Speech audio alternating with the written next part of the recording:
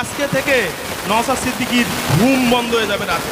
3 মাস আগে থেকে এমন পরিস্থিতি তৈরি করে দেব, যে গ্রামে ঢুকবে নওশাদ সিদ্দিকী, এই প্রতারক, এই জালিম, যে অন্য পার্টির থেকে টাকা নিয়ে শুধু মাল কামাই করছে, যে নওশাদ সিদ্দিকী আমার গাড়ি নিয়ে শওকত মোল্লা মহাশয়কে আমরা থানার সম্মান রক্ষা করবো, এবং ভাঙড়ে যদি থানার তিনি একটা কলা গাছও দাঁড় করিয়ে দেয়, তাকে আমরা বিধানসভায়। ভাঙড়ে কখনো অধীর চৌধুরী, সোমেন মিত্র সহ বিভিন্ন কংগ্রেসের নেতাদের এনে মিটিং করেছিলেন, রবিকুল ইসলাম।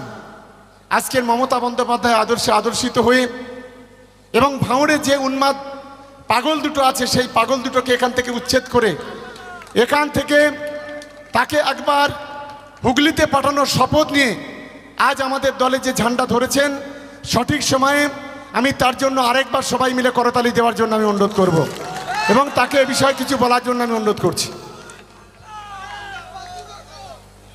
আসসালামু আলাইকুম, নমস্কার। আজকে এই সভার সভাপতি ক্যানিং পূর্বের রূপকার মাননীয় শওকত মোল্লা মহাশয়, তানাকে জানাই আন্তরিক প্রীতি ও শুভেচ্ছা, এবং আমার সাথে যে সমস্ত অগণিত কংগ্রেস কর্মী, নেতাকর্মীরা এসছে, তাদেরকে আমার বুক ভরা ভালোবাসা এটা বলতে চাই, কারণ তারা আজও আমাকে ভোলেনি।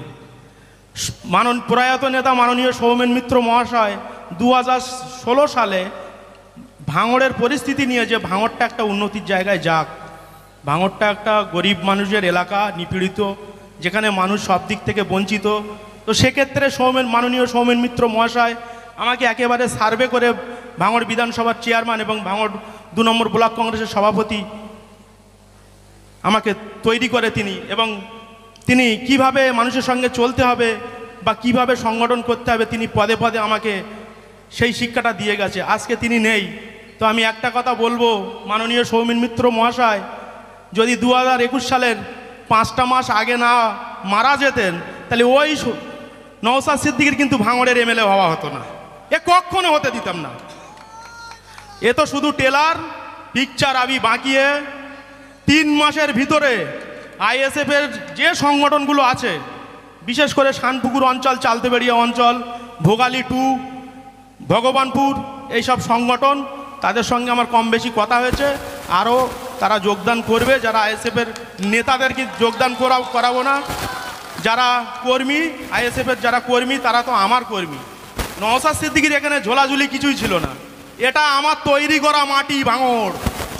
এই সংগঠন কিন্তু আমি করেছিলাম, এবং আমার নেতৃত্বে, রশিদ গাজীর নেতৃত্বে, তুষার ঘোষের নেতৃত্বে নওশাদ সিদ্দিকী কিন্তু এমএলএ। আজকে থেকে নওশাদ সিদ্দিকীর ঘুম বন্ধ হয়ে যাবে রাতে।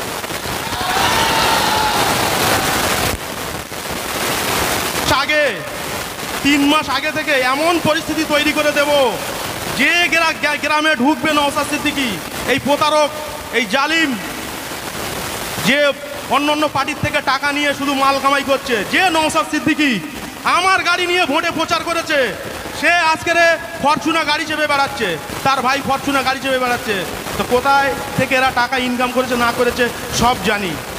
2026 সালে আমি প্রতিজ্ঞাবদ্ধ হয়েছি যে ক্যানিং পূর্বের রূপকার, সাতগাছিয়া, আমাদের ভাঙড়ের অবজারভার, আমাদের অভিভাবক মাননীয় শওকত মোল্লা মহাশয়কে আমরা থানার সম্মান রক্ষা করব, এবং ভাঙড়ে যদি তিনি একটা কলা গাছও দাঁড় করিয়ে দেয়, তাকে আমরা বিধানসভায় পাঠাবো।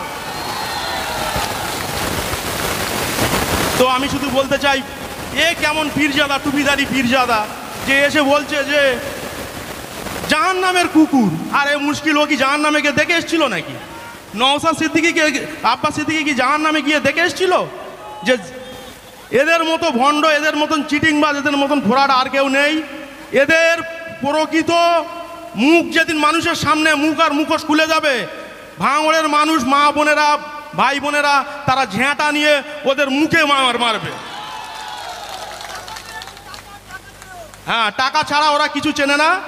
তো আমরা যে সমস্ত কর্মীরা এই যে সিদ্ধান্তটা নিয়েছি, বিগত 4 মাস ধরে আমরা একটা গোপন বৈঠক করেছি, এবং বারে বারে এমএলএ সাহেবের সঙ্গে আমরা যোগাযোগ করেছি এবং মিটিং চালিয়েছি। আমি কিন্তু একা আসিনি। নওশাদ সিদ্দিকীকে জেতানোর জন্য যে ছেলেদেরকে আমি বুথে বসিয়েছিলাম, ঠিক তাদেরকে নিয়েই আমি কিন্তু যোগদান করেছি। যেভাবে নওশাদ সিদ্দিকীকে জিতিয়েছিলাম বা গুটি সাজিয়েছিলাম, এবং সঙ্গে আমাদের তৃণমূল কংগ্রেসের হাজারো সৈনিক নেতা আছে, তো আমরা সবার সঙ্গে মিলেমিশে থেকে ভাঙড় থেকে লক্ষাধিক ভোটে যে প্রার্থী সিলেক্টেড হবে তাকে আমরা বুক চিতিয়ে তাকে আমরা জিতিয়ে বিধানসভায় পাঠাবো। এই বলে আমি আমার সংক্ষিপ্ত বক্তব্য শেষ করছি।